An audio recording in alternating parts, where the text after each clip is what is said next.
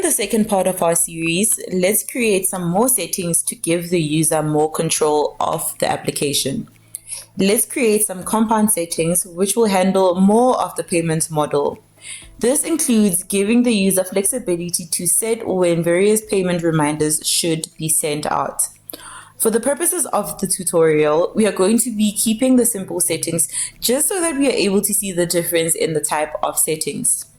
We can start by creating a membership setting name of shesha.membership.membership payments, which is going to be the name of the compound settings.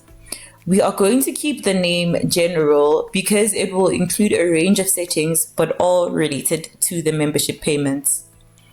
After that, we can go ahead and create a class that will house all our settings related to the membership payment model called membership payment settings.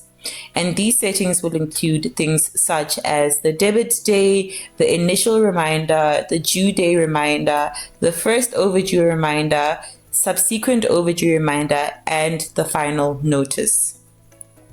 We can go ahead and add an iSetting accessor of membership payment settings. Now, because we are creating a compound setting, we need to bind it to a configurable form on the front end to render the form. But we'll go into that in a little bit. For now, let's just say that the name of our form will be membership payment settings. And as you can see, since we are adding a compound setting, our type of the T setting accessor is set to the membership payment setting class that we have just created.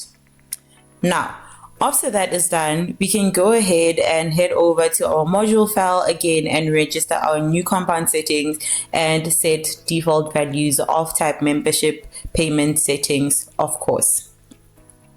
Once again, let's go check out our settings.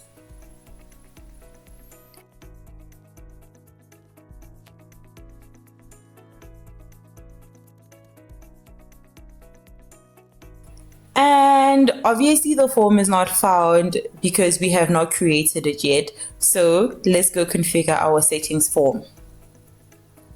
We have to be sure to name it exactly the way that it was specified in the backend and must go under the same module as the settings are under.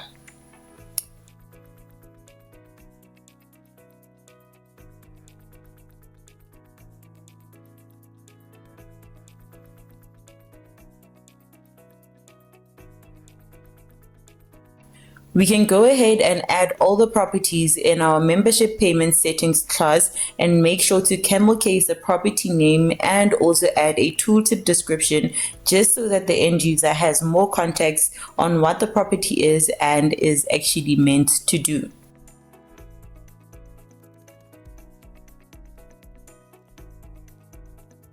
Once that is done, we can finally go set some new values on our new form. Let's go.